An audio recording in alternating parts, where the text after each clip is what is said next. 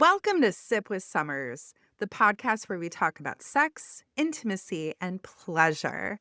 Because someone has to, and let's be honest, it may as well be me.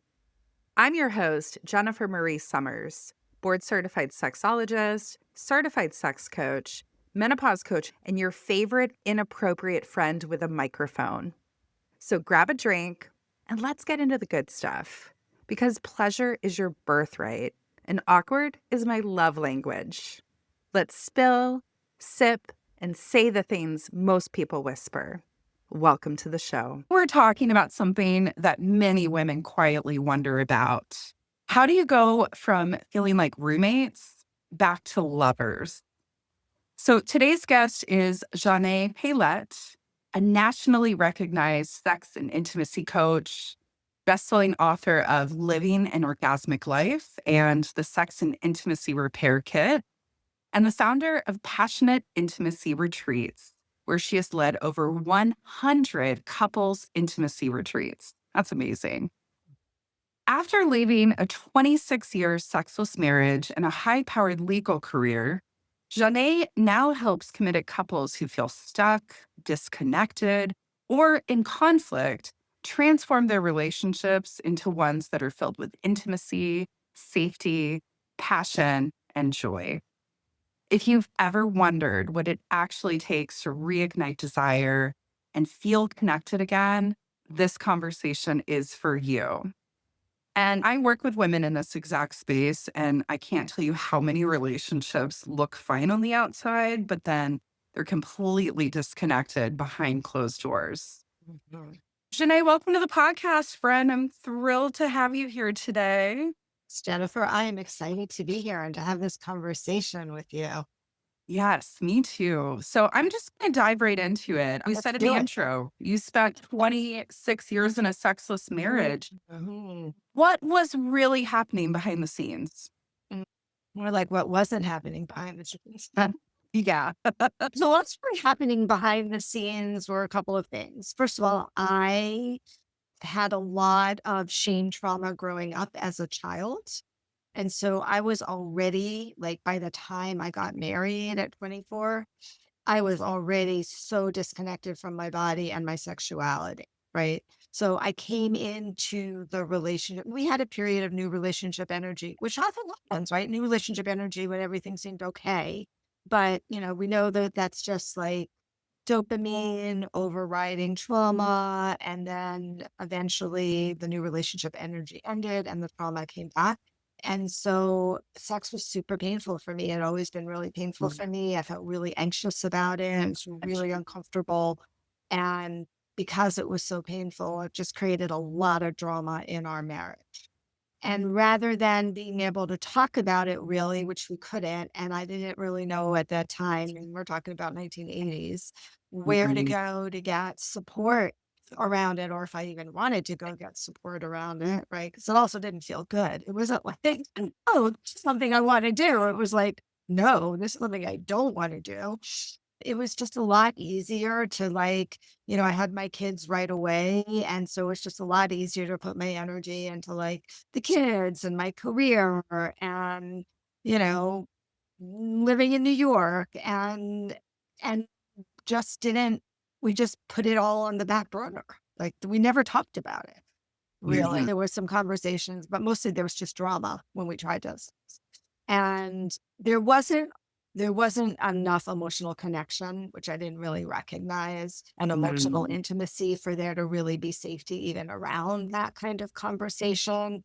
And what happens is, and you often see this, right? Like, you stop having a physical relationship, and then whatever emotional connection was there starts to falter as well. So, like, we were a very good parental unit. We were great parents. And from the outside, like you said, from the outside, we were like living this really amazing life in New York City, right? Raising our children there. But inside, in the house, in the bedroom, no, it wasn't good at all. And ultimately it was, it was like we both made the decision, like, we got to end this. We got to get out of here. This is, but I waited until my my youngest son was in college before we actually separated. And that was, 26 years later. Wow. For a marriage that I was pretty sure by, year 5 or 7, like, oh, I don't know about this. Sure. And you mentioned new relationship energy. I want to mention for our listeners who maybe are familiar with that terminology, it's essentially like that euphoric period in the beginning, like that honeymoon period where Mhm. when you first meet somebody, like all the things that annoy you later are the things you think are cute at the beginning. But I'm curious, Shanae, like how much of that seem normal for a long-term relationship, meaning that maybe in the beginning it was really good and then that went away, that honeymoon period ended. Did you think that was normal for a relationship or was there something deeper going on there? I was 24 years old. Like, what the hell do you know at 24 years old? That's the thing, right? I didn't Mhm. have any education. I had, Sure. you know what I'm saying? Like, what do I know about relationships? I have no idea. I grew up in a house in a single family. My dad died when I was 3. There was no modeling of what a relationship should look like, right? Mhm. Sure. So I don't know. I had no idea. I didn't know what to compare it. And in many ways, right? Like we were checking off all of the other boxes, right? Like we were both making more money. Our careers were rising. We were buying new houses. We moved to New York City, right? So when that new relationship energy started to die, which happened pretty quickly, I just did what I normally do. I just stuffed it down because that's how I grew up. There was no space for my emotions. And that continued on in my marriage as well. It was always my own pattern, right? Of just, Mhm. Sure. really good at compartmentalizing. I also think about how it's so taboo to talk about sex, intimacy, and pleasure, especially for people that are struggling in that department. It can often feel like, okay, everything else is good. So maybe we just don't really need this part of the relationship, even though that part is such a profound and important way to connect with yourself and your partner. I mean, I know that now, but at the Yeah, time, it was just like, yuck, right? I wasn't totally. feeling any pleasure, lots of anxiety, lots of pain, lots of infections, other stuff that went on. I was just like, yeah. Um, And you never had, like I said, the new relationship energy was there, and so maybe we had a couple of months where things felt kind of good. But even in those months, I was still really struggling with vaginismus. That was a sure. huge issue. And vaginismus, to explain to your readers, is, the vagina, which is basically a muscle, just kind of basically contracts. And, Mhm. and anything trying to enter it becomes extraordinarily painful. It's basically spasming, if you will. So Yeah. it's like a back spasm or any other type of spasm. A lot of women experience it. Yeah. Yeah, definitely. I mean, vaginismus is a big sexual health concern that is also not being discussed. And, Yeah. that, like, obviously a penis and a vagina, yes, that can be painful, but it could even be a finger, a tampon. And it's something good to speak to a professional about, but dilators can help. But oftentimes it's something bigger than a Emotional. dilator. Yeah. I'm curious, what was the moment where you realized that something deeper was missing? Oh, that's a great question. I think it was more, maybe 10 years into the marriage. It was more like I just felt, with the exception of my children, like there was such who really, and this is another thing that happens, right? Children can be huge distractions Mhm. for the emotional disconnection between you and your partner, right? And so I got a lot of touch and love and connection with the kids, but I recognized, oh, like my relationship with my partner was not wonderful, right? There was conflict and there was distance, and I didn't treat him very well. And I owned that, right? I didn't treat him Mhm. very well. It became very toxic. And we just sort of lived in that, space, right? But again, as a family, we were great. We were going on family vacations. We would have a good time with the kids, right? The kids really became the buffer between the 2 of us. And again, I think that's very common. And then you hit empty nest syndrome. And you're like, oh my God, who is this person standing in front of me? I don't even like them anymore. Mhm.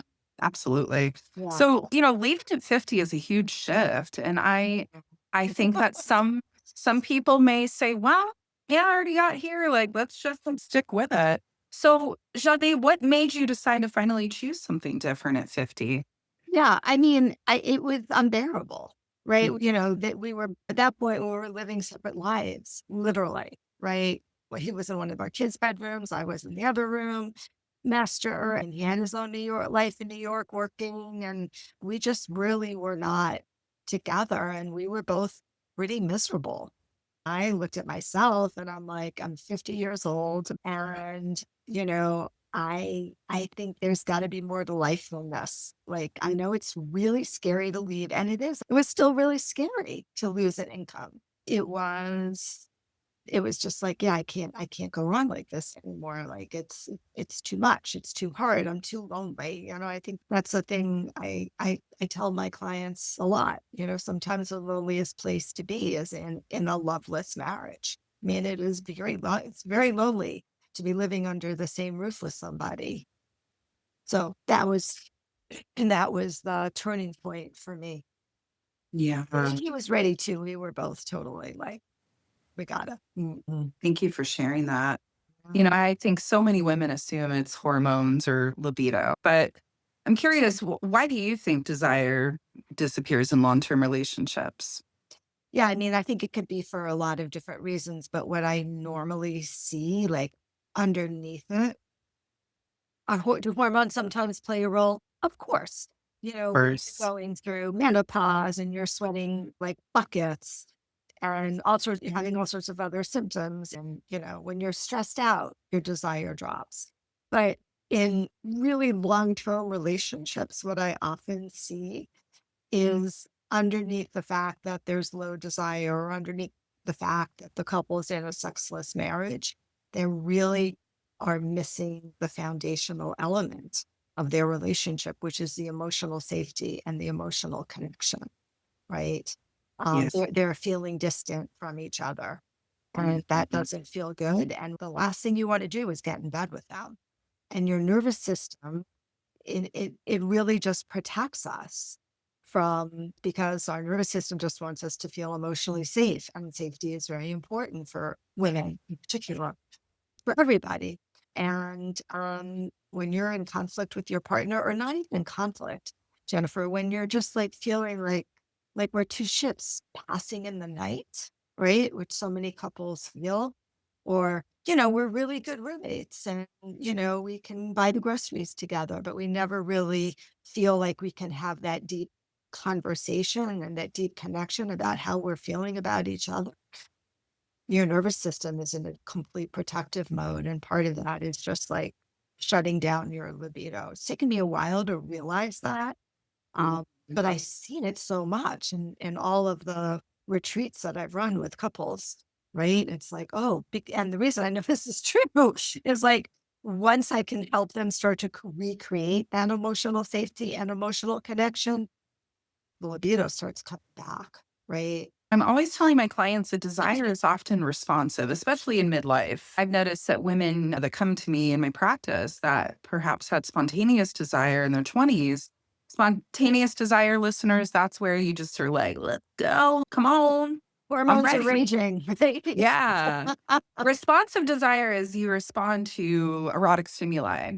Desire is affected by how you feel in your body and your relationship and everything else. And you were talking about safety, and I think that safety is a very large part of intimacy. I don't think intimacy and sex are synonymous. Foundational part of intimacy, right? Yes, Yeah. exactly. Plus. Yeah, we need to be able to feel safe to let our body relax enough to be feeling good and having pleasure.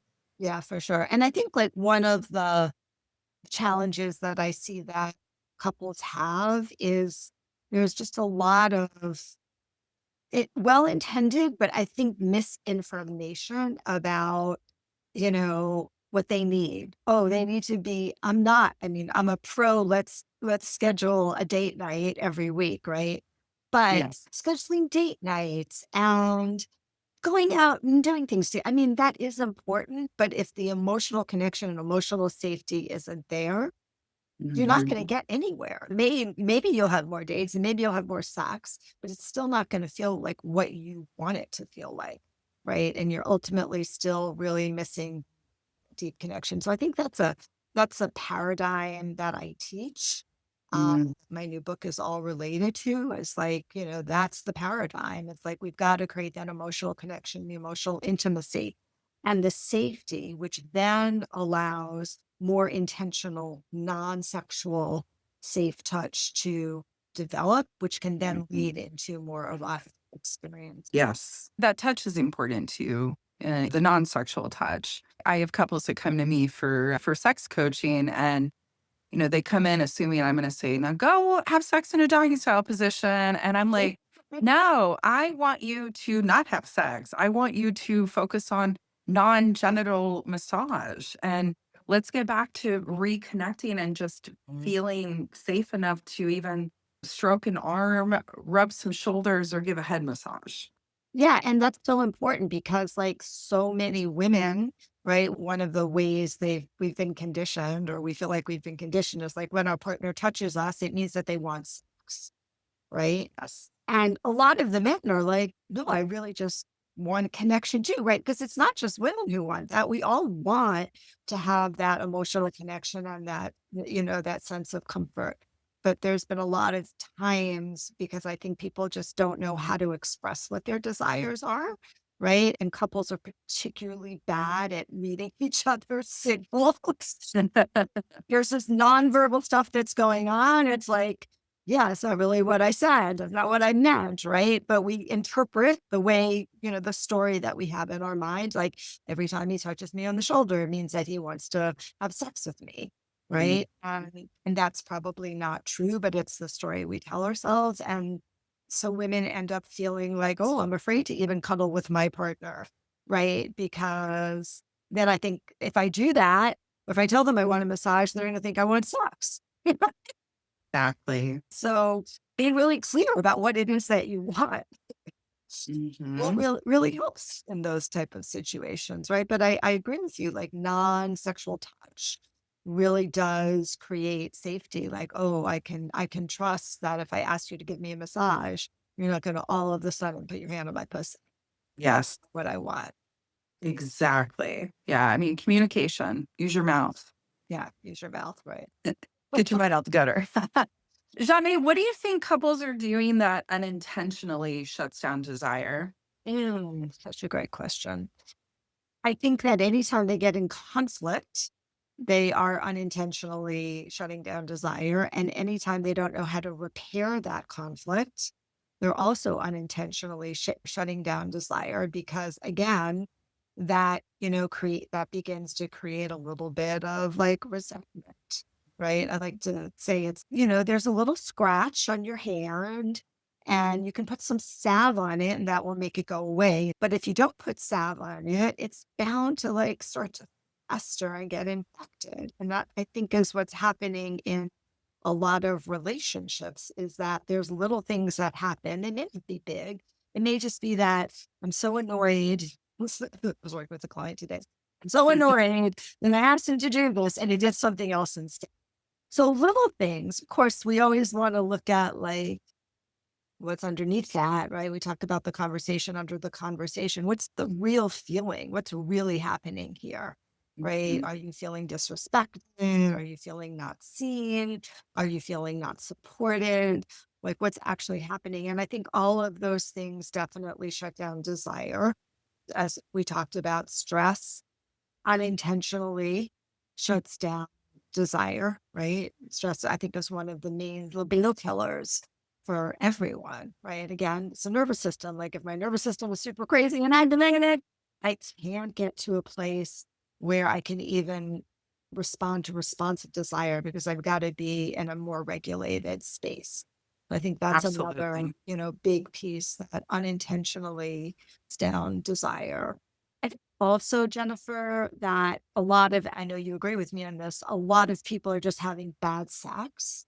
It doesn't feel that good. People don't like the way they're being touched both ways. right? Mm. But particularly, again, a lot of women need a lot more time for arousal to happen. And a lot of their male partners don't understand that's not how a woman's body works because they assume it's the way their body works.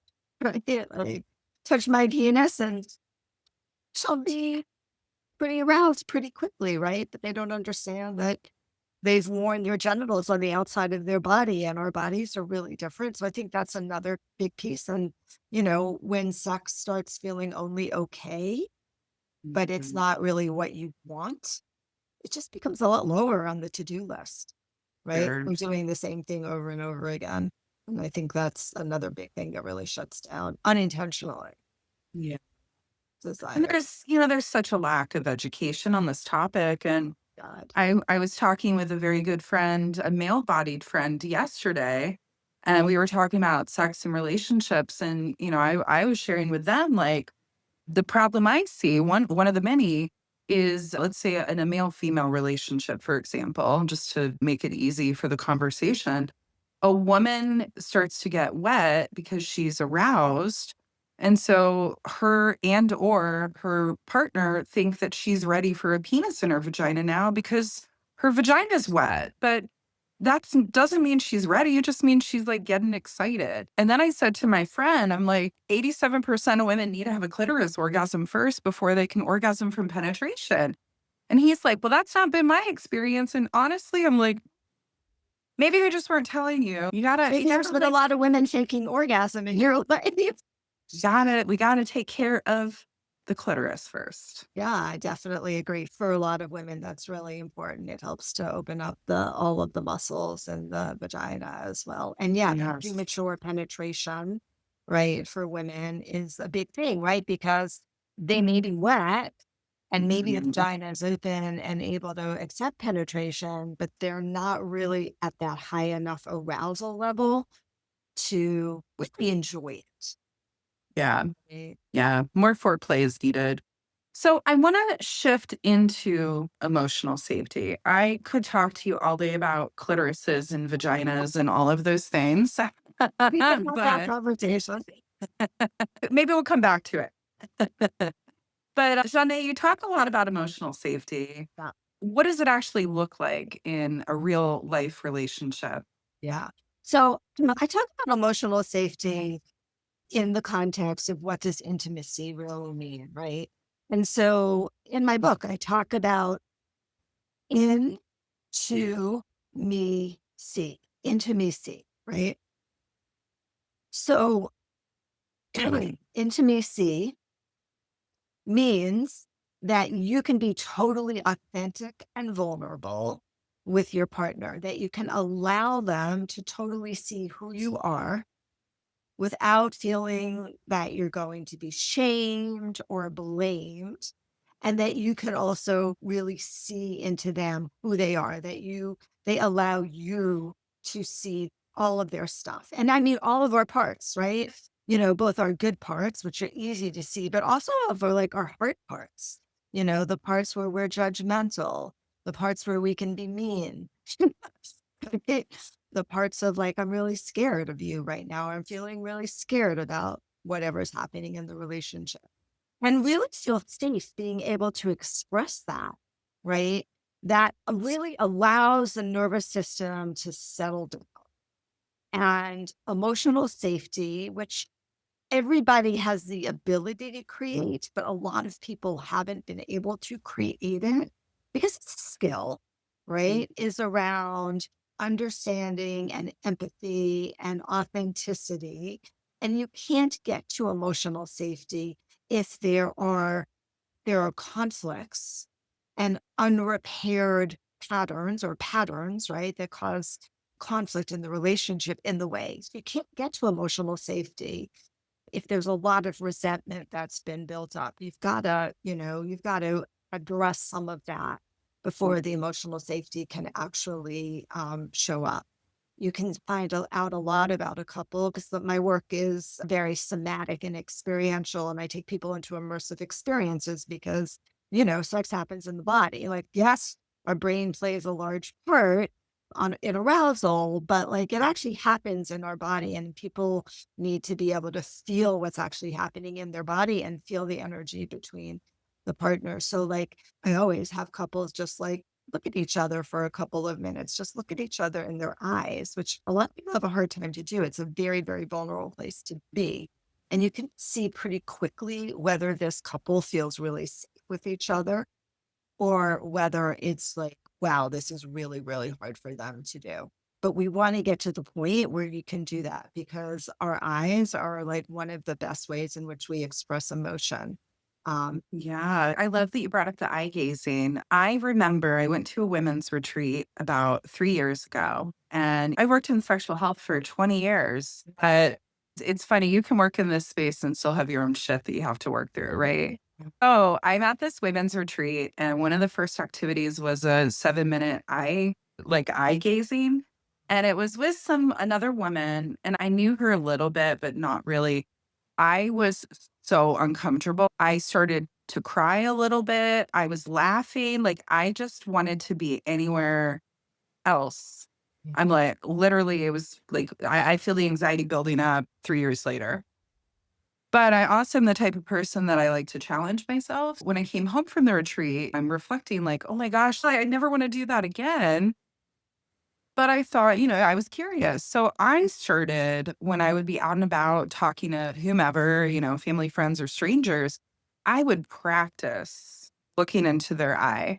mm, And I would do it for as long as I could. And maybe it was like 5 seconds. And then it got to 6 seconds. And now, 3 years later, I am like, not like crazy, but I'm like it's yeah, all like, in the I share that story to say that with the eye gazing or really any of these practices that it might feel a little weird and uncomfortable when you start, but it doesn't mean it'll always feel that way. right. And that is definitely the transition that you end up seeing, right? Mhm. First time it's like there's laughter. It feels weird, right? We've never done this. Sometimes there's tears because it's super vulnerable. It's super Oh, scary, right? yes. And yeah, because you're really allowing somebody to see. I always say, like, the eyes are the windows to the soul. And I do this exercise with couples where they look into each other's eyes, the windows of the soul, and play, do this practice where they talk about what they see in each other. It's a beautiful practice. It's actually one of the ways in which you really start to break down and start to create that emotional safety. Because just hearing your partner say to understand what it's like to be you, what you're struggling with, what you're joyous about, right? Like that actually creates a lot of safety and emotional connection. But and then, by the end of the weekend, like they're looking at each other a lot, right? Like it gets a lot easier to do. And yes, a lot of these pieces, right? Openly communicating, sharing your feelings, all of that. These are skills that everybody can learn. It does Mhm. take practice. It can bring up your shit. It Yeah. can feel uncomfortable and scary. But you're right. It doesn't mean you stop it. It means you make sure you give yourself space. If you're overwhelmed, you come back to it. I love your what we call in my trauma work titration. So we just do a little bit at a time until the nervous system settles, and then we can take in a little bit more until you're basically teaching your nervous system to expand, to have Mhm. more capacity for uncomfortable feelings, and Mhm. therefore more capacity for openness as well. I love that. I love that you did that on that retreat. Yeah. It's funny. I've been to 3 retreats with this group and we've done it every year. And so then the second and then the third retreat I did, I was way more comfortable with it at that point because I'd had a lot of practice. But even now, you'll see I got like a little tense when I was talking about it. It's like my body remembered. I will say 7 minutes. That's a really long period of time. Yeah. Yeah. It was a little long, but hey, But you did it.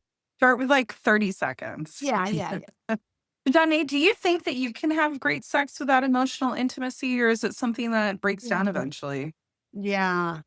You can definitely have sex without emotional intimacy. And, I think that's part of what happens. A lot of couples, they just kind of get stuck in this phase, where they have like kind of rote sex, right? They kind of do the same thing over and over and over again. And they're probably in what I call the validation phase of their relationship, where they're having sex to continue to validate the relationship, to prove to their partner that they're not going to leave them, but they're missing that emotional piece. And I think generally what I find is that everybody realizes when you ask them, do you feel emotionally connected to your partner when you're having sex? They know when their partner is disconnected, Mm. right? But what I've, at least in my experience with my male clients, because mostly I see heteronormative couples, the men generally are like, yeah, but I'm okay, right? Like I continue to have sex even though I don't feel emotionally connected. And the women are like, yeah, I can't do that. So I think that is very much like for a lot of women, we could do it, but it doesn't feel good and it doesn't feel nourishing. Mm. In some ways, it just feels like we're either being like used or we're serving our partner. Even if you have a great partner and they give you an orgasm, there's still a piece that could be better, could be a lot deeper. So that's what I I have emotional intimacy with my family and friends, but I'm not having yeah. sex with them. Yeah. And there are Mhm. couples, right, that really are okay. Like they're for whatever reason they've decided to stop having sex, but they're still like very connected to each other. And those are Yeah. also choices that people get to make. Do you think that sometimes people label something as low libido when it's actually a safety issue? Oh, for sure.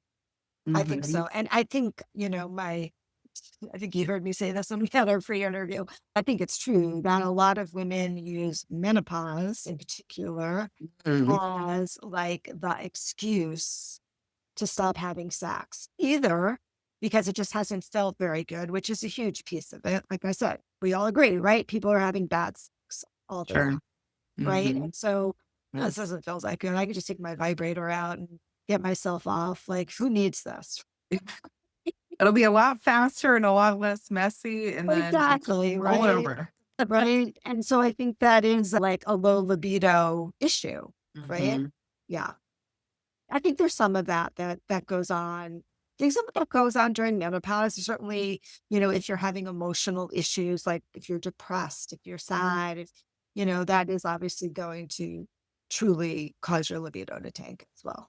Yeah. Yeah. Well, I also think about, like, the lubricant example I used earlier was saying, like, if a woman's wet, she's Yeah. aroused, she's not ready for sex, but Right. if a woman's wet, she's quote unquote ready for There's sex. that. Menopausal women have vaginal dryness due to lower estrogen. And so a woman who, because they don't teach us this stuff, a woman may think, oh, now I'm not wet anymore. That must mean I'm not into this anymore. And, Right.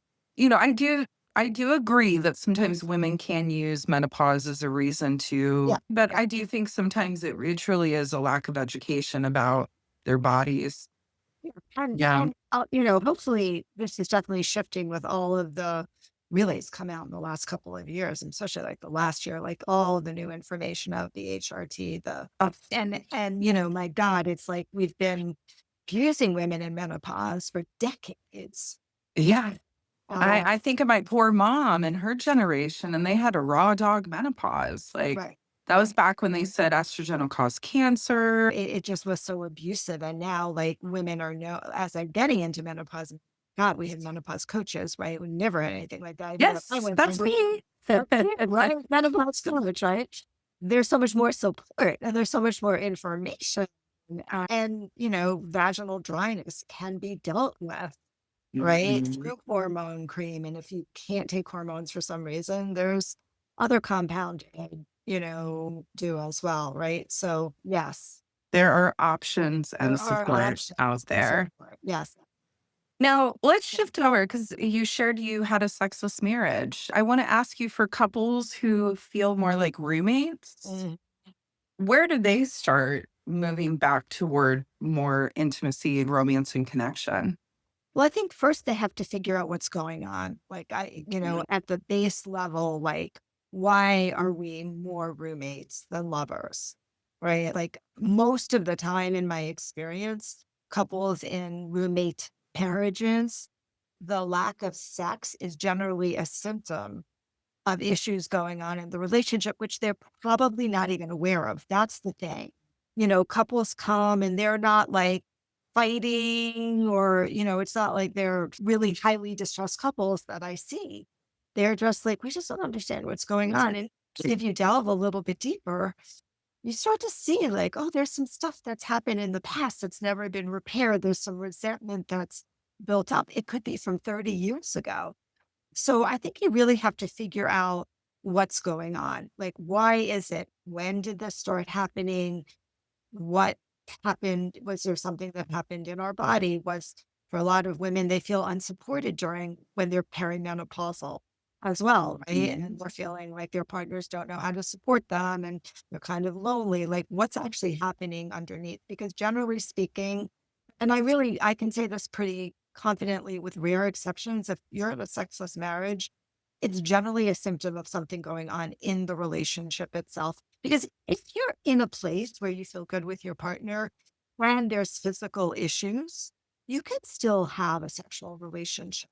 It's Yes. how we define sex, but you can still have erotic connection with that partner, that person, right? They've had prostate surgery, right? Or, one of you have had cancer, whatever it is. There's so many Yes. possibilities.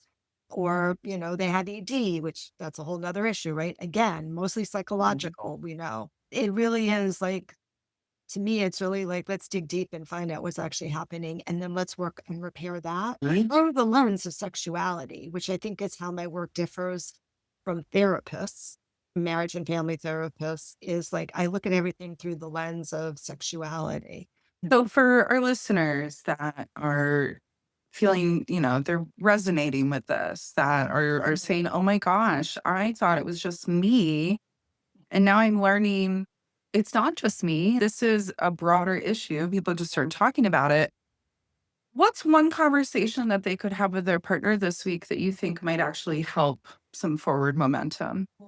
Well, I think one conversation they can have with their partner is to start to get curious about how they're feeling about each other. And I'm not talking about like having an intense, like, I think how you approach the conversation makes a big difference, right? Yes. Like, I'm kind of feeling really disconnected from you. And I'm wondering, like, are you feeling that as well? And seeing if you can just start to very gently begin to, it doesn't have to be long. It just, you don't have to like talk for an hour about what you're feeling, but just like, "Oh, I'm feeling kind of disconnected, right? I feel like we don't like to have sex very often. And I'm wondering, like, what are you feeling? Right.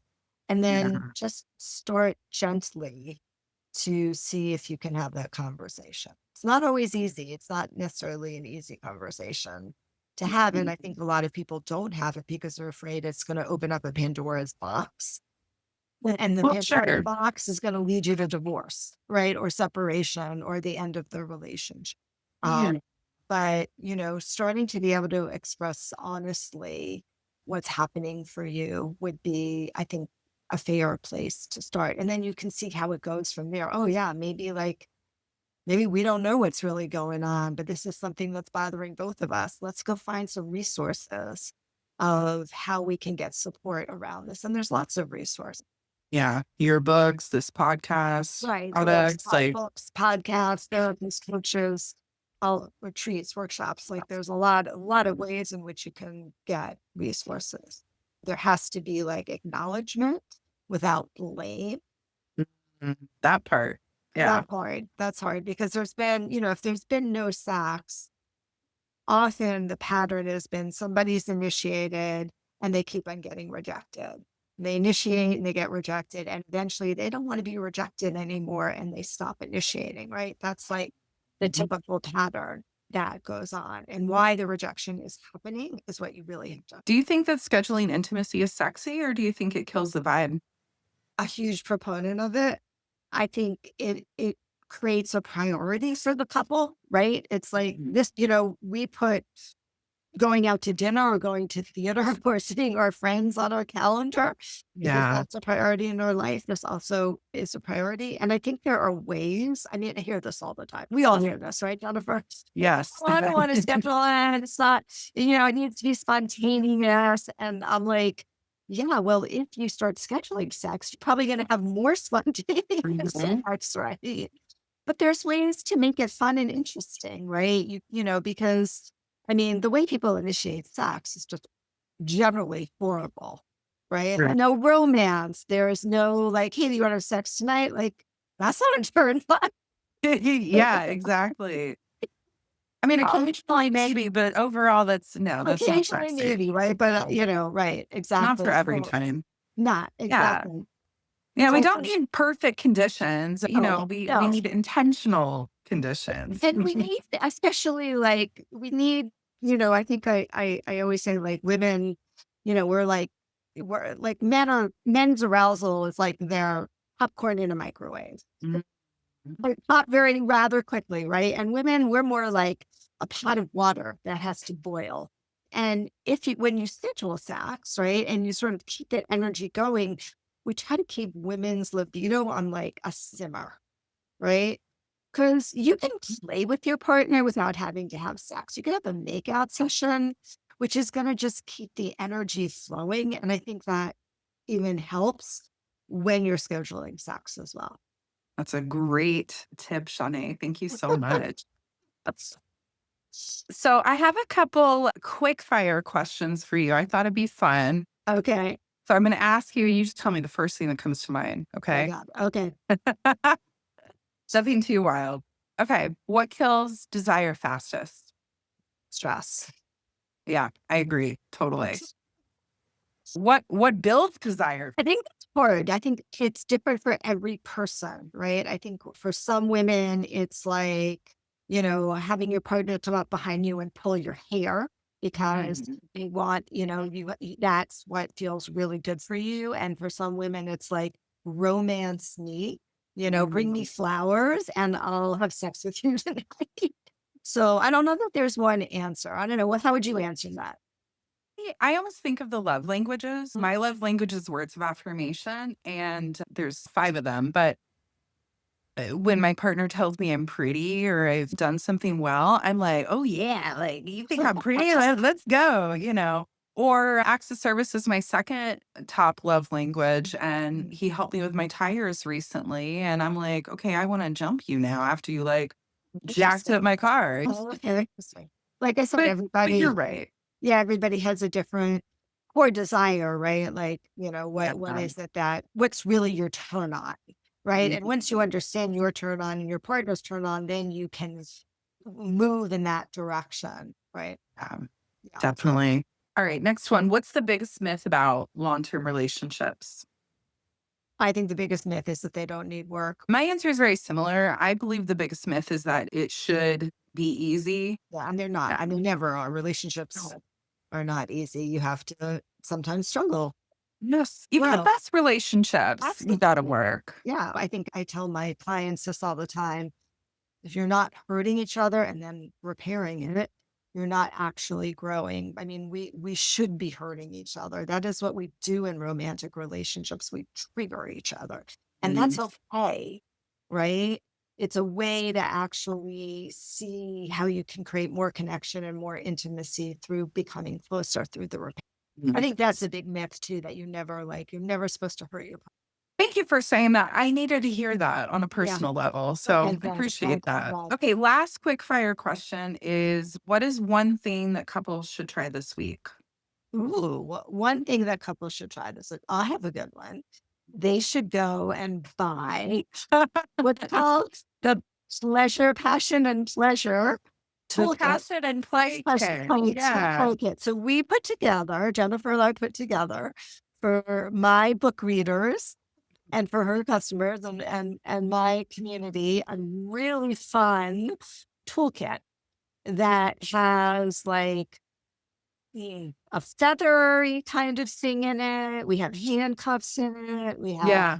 like massage oil or something. We have my favorite thing, which is a glove that's basically sensation.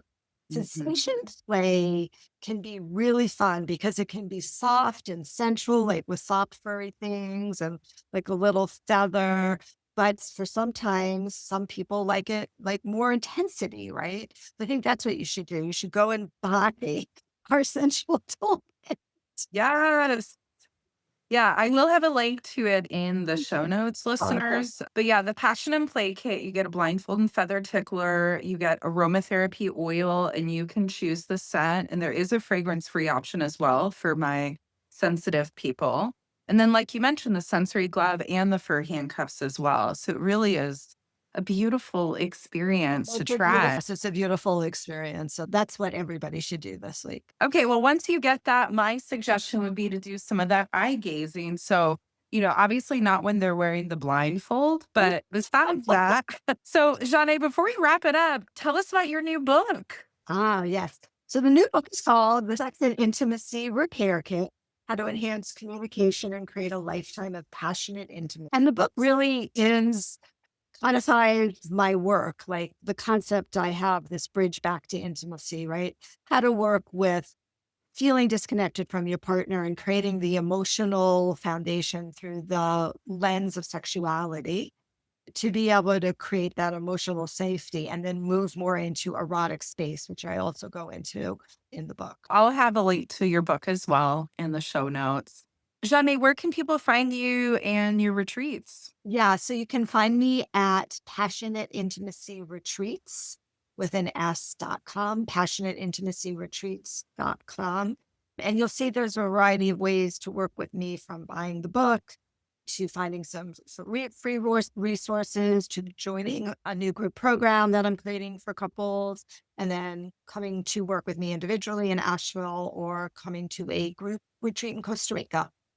Now, that's the kind of thing I want to do. That's one So, my bucket list, Costa Rica. of Jeanne, thank you so much. I really loved this conversation today. I love that it shows that desire doesn't disappear. It just sometimes needs the right conditions to come back. Yeah, yeah. Thank you. Thanks so much for having me. And yeah, this was super fun. And that's a wrap on this episode of Sip with Summers, where we laughed, learned, and probably said clitoris more times than your high school health teacher ever did. If you liked what you heard, be a gem and leave a review, share it with your favorite group chat, or send it to that friend who really needs to hear this. You know the one. For more tips, tools, and slightly inappropriate jokes, follow me on social or head to summersoflove.com. Until next time, stay curious, stay turned on, and as always, keep sipping.